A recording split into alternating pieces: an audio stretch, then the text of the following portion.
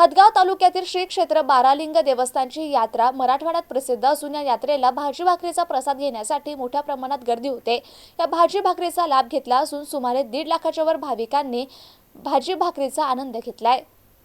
हदगाव तालुक्यातील तामसा येथील श्री क्षेत्र 12 ज्योतिर्लिंगाची यात्रा दरवर्षी मकर संक्रांतीच्या दुसऱ्या दिवशी भरत असते। मराठवाड्यात नांदेड जिल्ह्यामध्ये यात्रा बऱ्याच वर्षापासून नावारूपाला आली आहे। या यात्रेला आंध्र, कर्नाटक, पुणे, मुंबई, मराठवाड्यातील विविध विभागातून मोठ्या प्रमाणात भक्त यात्रेसाठी आले होते। भाजी भाकरीचा महाप्रसाद घेण्यासाठी महिलांची लक्षणीय उपस्थिती होती। तसेच प्रत्येक गावातून मंदिरास मोठ्या प्रमाणात भाकरी देण्यात आल्या होत्या। यामध्ये भोकर, पाथरड, तामसा, घोगरी, शिवपुरी, केदारनाथ, लोह, पांगरी, तळेगाव, वडगाव, उमरी, कृष्णापूर, जांभळा, रावणगाव, पिंपळगाव, तळ्याची वाडी, डोरली इत्यादी गावातून भक्तांनी भाकरी करून दिल्या होत्या। तर बाहेर गावातून येणाऱ्या भक्तांसाठी मंदिराच्या बाहेर मंदिर समितीने 100 रुपयात डबा आणि भाकर दिला गेली। तसेच पिण्याच्या पाण्याची व्यवस्था देखील करण्यात आली होती। Balasaheb Khanjode, MCN news, Hadgaon.